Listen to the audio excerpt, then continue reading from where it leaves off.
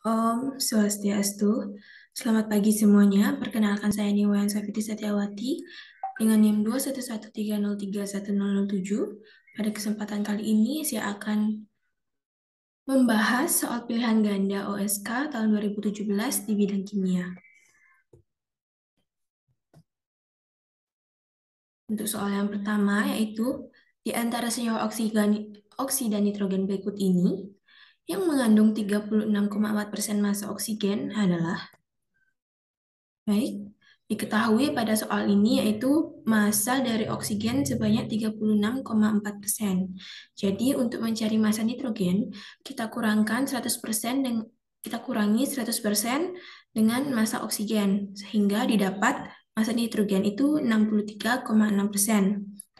Nah, oleh karena itu, maka massa di tiap nitrogen dan oksigen menjadi 63,6 gram dan massa dari oksigen yaitu 36,4 gram. Nah, AR dari nitrogen itu 14,01 dan AR dari oksigen itu 16. Lalu kita cari molnya dengan membagi massa dan AR yang sudah diketahui.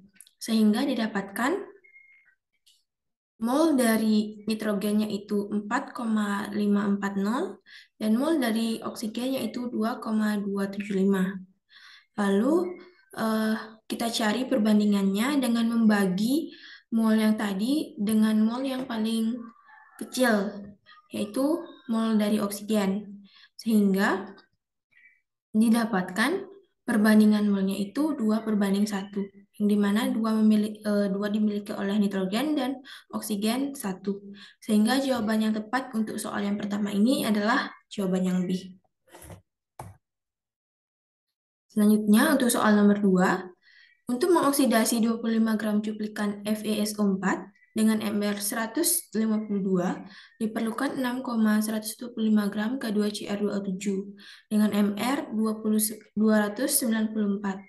Nah, pada reaksi ini merupakan ion dikromat yang berubah menjadi Cr3+, sedangkan Fe berubah menjadi Fe3+. Nah, yang ditanyakan yaitu kadar FeSO4 dalam cuplikan. Diketahui eh, massa FeSO4 itu 25 gram dan massa K2Cr2O7 itu 6,125 gram. Nah, yang ditanya itu kadar FeSO4 dalam cuplikan. Nah, pertama kita buat dulu reaksi setara atom dan muatannya.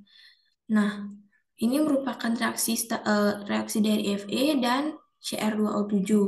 Nah, di sini karena elektronnya ini belum setara antara Fe dan Cr2O7, kita setarakan dulu dengan mengalihkan eh, reaksi di Fe dikali 6. Sehingga nanti kita bisa coret-coret, kita sederhanakan elektronnya. Sehingga didapatkanlah reaksi akhir seperti ini. Lalu kita cari mol dari K2Cr2O7 dengan membagi masanya dengan MR-nya sehingga didapatkan mol 0,020833 mol.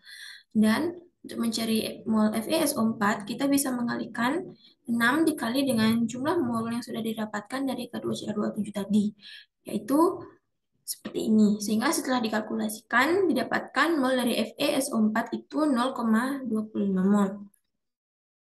Nah, untuk mencari eh, massa dari FeSO4, yaitu mengalihkan mol dari FeSO4 dikali dengan MR dari FeSO4, yaitu sebesar 152.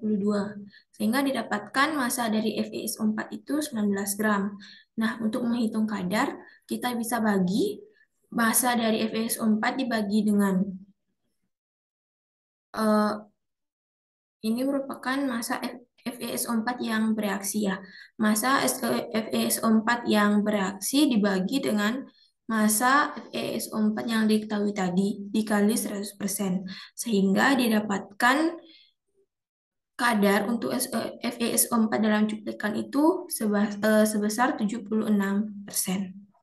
Dan jawaban yang tepat adalah jawaban yang B. Selanjutnya, soal nomor 3. Volume larutan H3PO4 dengan konsentrasi 0,1 molar yang tepat bereaksi dengan larutan 50 mili BaOH2 kali dengan konsentrasi 0,25 molar adalah.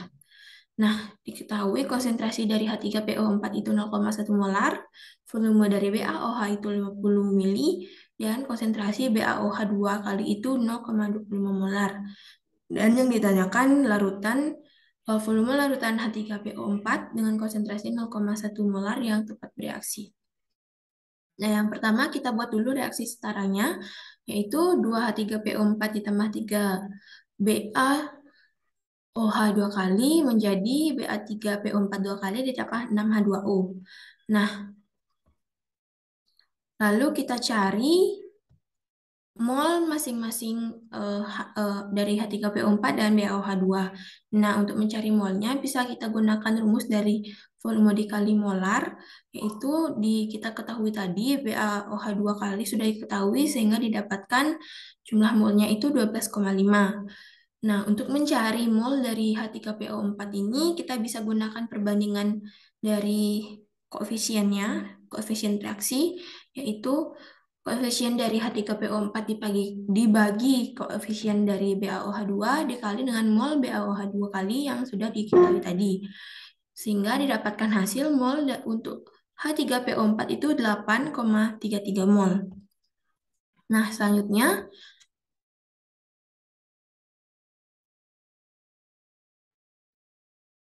kita cari volumenya yaitu dengan mengalihkan mol H3PO4 tadi, mohon maaf, dengan membagi mol dari H3PO4 tadi yaitu 8,33 dibagi dengan konsentrasi H3PO4 sehingga didapatkan volume larutan yang tepat yaitu 83,3 mili.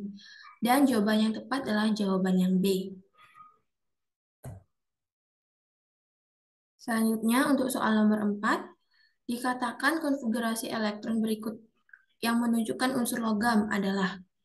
Nah, pada option A, B, C, D, E ini yang memenuhi atau yang menunjukkan unsur logam yaitu option yang C dan D. Yang dimana option C ini merupakan logam transisi golongan 4B yaitu logam Ti, dan logam yang D ini merupakan logam golongan 3A yaitu logam Ga. Sehingga terdapat dua jawaban pada soal nomor 4 ini. Next slide.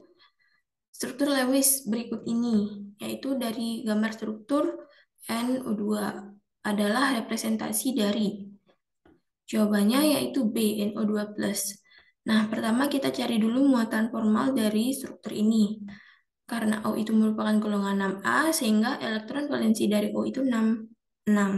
Dan N golongan 5A dan elektron valensi dari nitrogennya itu 5. Nah, untuk mencari muatan formal, kita gunakan rumus sigma dari elektron valensi atom dikurangi sigma elektron bebas atom atau jumlahnya, dan jumlah ikatan dikurangi jumlah ikatan di sekitar atom. Nah, di sini kita cari mulai dari O-nya. O elektron valensinya 6 dan elektron bebasnya ada 4, dikurangi ikatannya ada 2. Lalu sehingga didapatkan 6 dikurang 4 kurang 2 itu 0 untuk muatan formal O di masing-masing dua sisinya ini. Dan untuk muatan formal N itu didapatkan +1. Sehingga berdasarkan gambar ini merupakan representasi dari NO2+, sehingga jawabannya yaitu yang B. Selanjutnya yaitu soal nomor 6.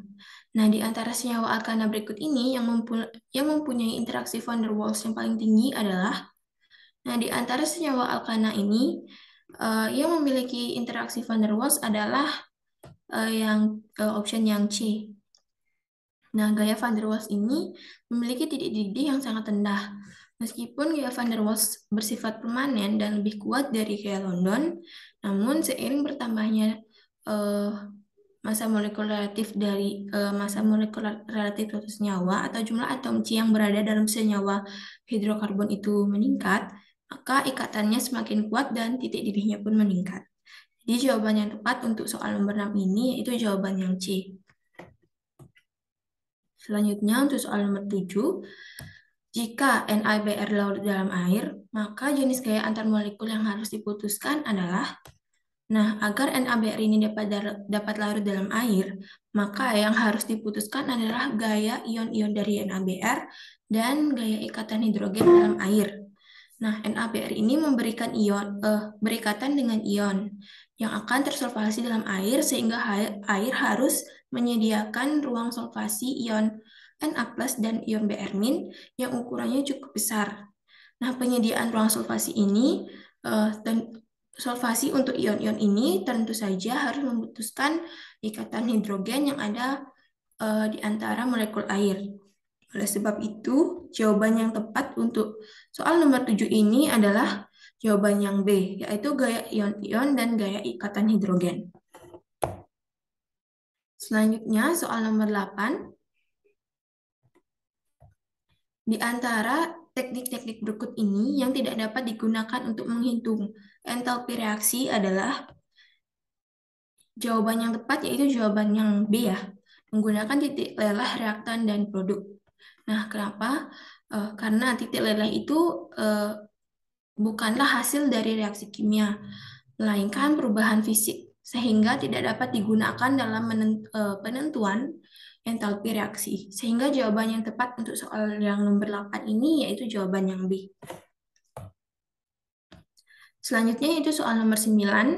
Nah, di antara zat berikut ini yang memiliki entalpi pembentukan standar sama dengan 0 adalah, nah, untuk entalpi pembentukan standar, ia berada di dalam unsur monoatomik maupun diatomik.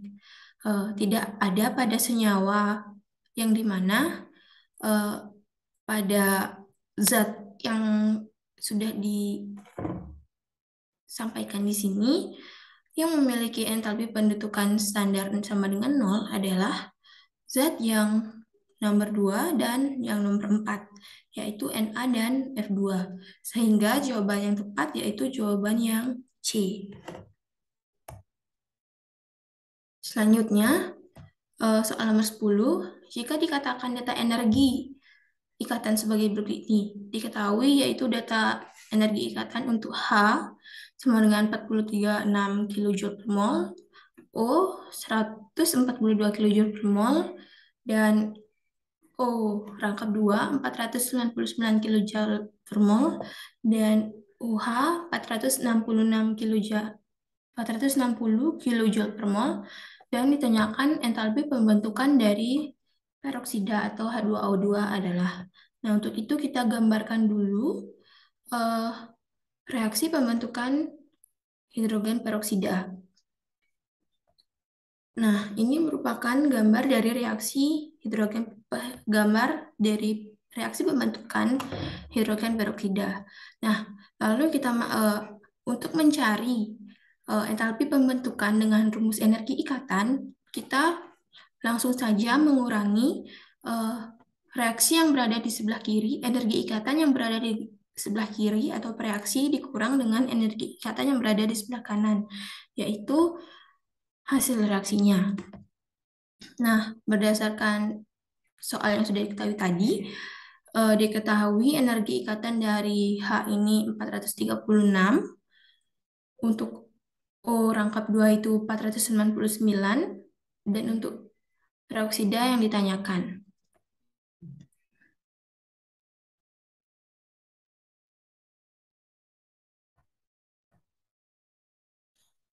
Nah, untuk di peroksida ini karena ada satu ikatan OH, jadi ditambahkan 460, yaitu sudah diketahui tadi, dan ada satu ikatan U berangkap 1, yaitu sebesar 142, dan ikatan OH lagi, yaitu sebesar 460.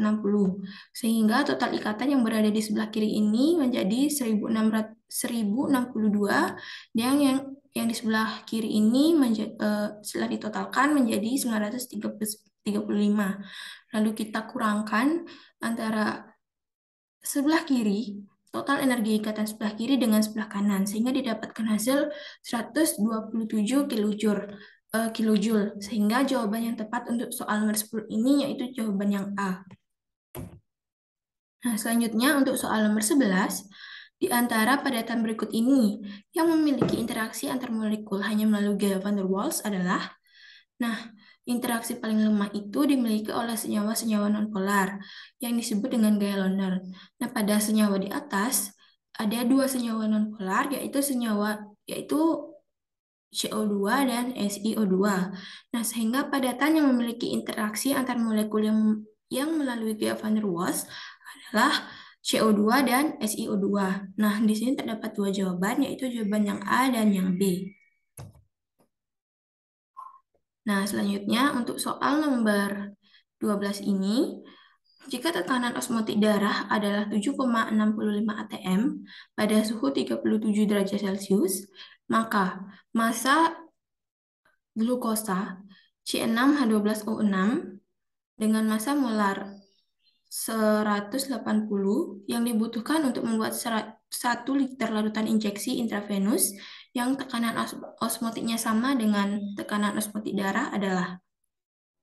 Nah, diketahui suhu itu 37 derajat Celcius dan kita rubah ke Kelvin dengan menambahkan 273 sehingga suhunya menjadi 310 Kelvin. Nah, tekanan osmotik diketahui 7,65 atm dan volumenya 1 liter. Yang ditanya massa glukosa.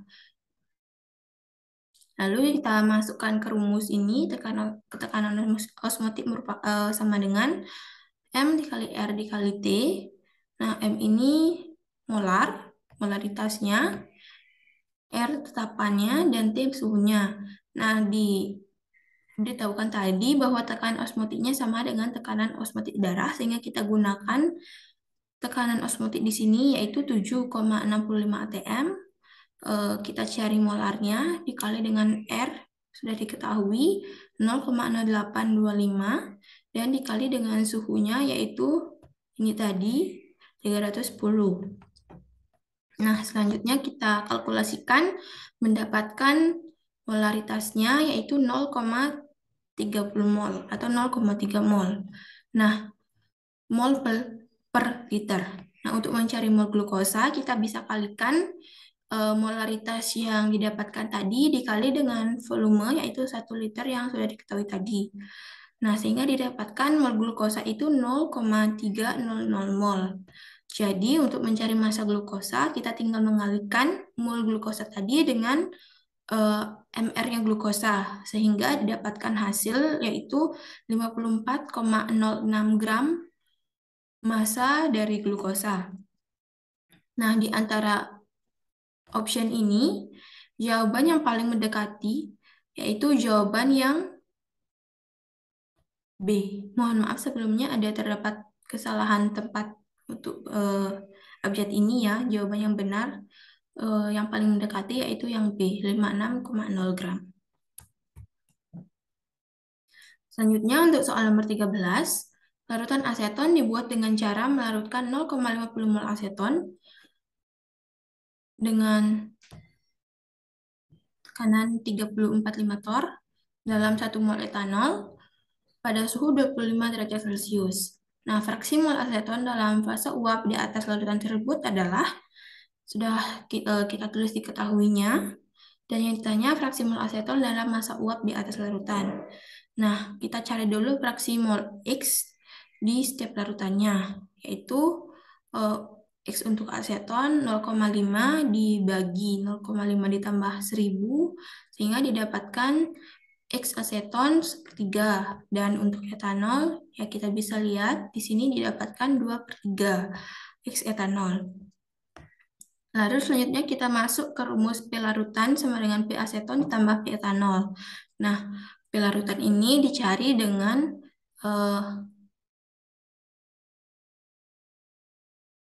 rumus seperti yang sudah dituliskan di sini tadi ya pada slide. Lalu kita masukkan yang sudah diketahui pada soal tadi, yang dimana ini P untuk aseton sebesar 345 torr kita masukkan dan X-nya sepertiga. Sudah kita hitung tadi, ditambah P etanol yaitu 59,8 torr dan X etanol 2/3. Sehingga didapatkan P larutan itu Setelah dikalkulasikan mendapatkan 154,87 tor. Nah, jadi fraksi mol dalam fase uapnya yaitu untuk mencari fraksi mol aseton 115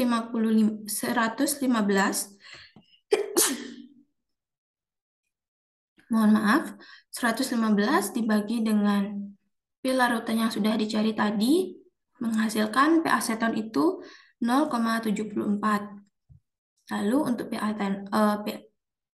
etanol 36,87 dibagi juga P larutan yang sudah kita cari tadi sehingga didapatkan 0,26. Nah, yang ditanya ini merupakan fraksi mol aseton, sehingga jawaban yang tepat untuk soal nomor 13 ini yaitu jawaban yang B, 0,74. Yang selanjutnya, soal nomor 14. Telah diketahui bahwa sifat koligatif suatu larutan ditentukan oleh jumlah partikel zat terlarutnya. Nah, Anda melakukan percobaan untuk penentuan tekanan uap jenuh dari keempat larutan berikut ini. Ini yaitu larutan A, 0,3 mol BaCl2, 0,2 mol MnSO4, 0,24 mol ZnSO4, 0,41 mol etilen glikol non elektrolit. Nah, dapat kita prediksi. Kita buatkan reaksinya 0,3 mol BaCl2 itu menjadi Ba2+ dan 2Cl mil. Nah, di sini terdapat 3 partikel ion yaitu 2 plus dari Ba dan 1 dari Cl. Sehingga kita kalikan molnya tadi dengan partikel ionnya didapatkan 0,39. Nah, begitu juga dengan larutan yang lainnya. Untuk MnSO4, ZnSO4, dan etilen glikol. Nah, semakin sedikit jumlah partikel tekanan uap larutannya, maka semakin besar. Jadi, urutannya yang tepat untuk soal nomor 14 ini yaitu A untuk yang terbesar dan C untuk yang terkecil tekanan uapnya. Sehingga jawabannya menjadi jawaban yang A, yaitu A lebih besar dari D, lebih besar dari B, lebih besar dari C. Selanjutnya yaitu soal nomor 15. Nah, untuk laju reaksi fase gas, 3H2 ditambah N2 menghasilkan 2NH3, maka laju hilangnya H2 dibanding terhadap laju pembentukan NH3 adalah. Nah, laju reaksi itu dapat diukur berdasarkan kecepatan atau berkurangnya reaktan karena akan berubah menjadi produk atau laju reaksi dapat juga diukur berdasarkan kecepatan munculnya atau bertambahnya produk yang dihasilkan dalam suatu reaksi. Nah, pada kesempatan kali ini laju reaksi pada persamaan reaksi pembentukan NH3 dari H2 dan N2 ini dapat dituliskan. Dapat dicari dengan V sama dengan sepertiga dari H2 dibagi delta T sama dengan dikurang atau minus konsentrasi dari N2 dibagi delta T sama dengan 1/2 NH3 per delta T. Nah, setelah dihitung-hitung, nah didapatkan 3/2. Nah, laju hilangnya tanda minus pada H2 yaitu 3/2 laju munculnya tanda plus dari NH3. Sehingga ini ya, 3/2 lajunya NH3 pada tanda plus ini. Sehingga jawaban yang tepat untuk soal nomor 15 ini adalah yang C, yaitu laju hilangnya H2 adalah 3/2 laju munculnya NH3.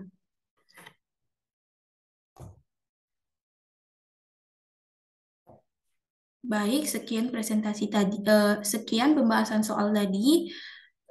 Terima kasih dan mohon maaf sebelumnya apabila ada kesalahan kata atau yang lainnya. Saya mohon maaf, saya ucapkan terima kasih. Om Santi, Santi, Santi, Om. Sampai jumpa di video selanjutnya.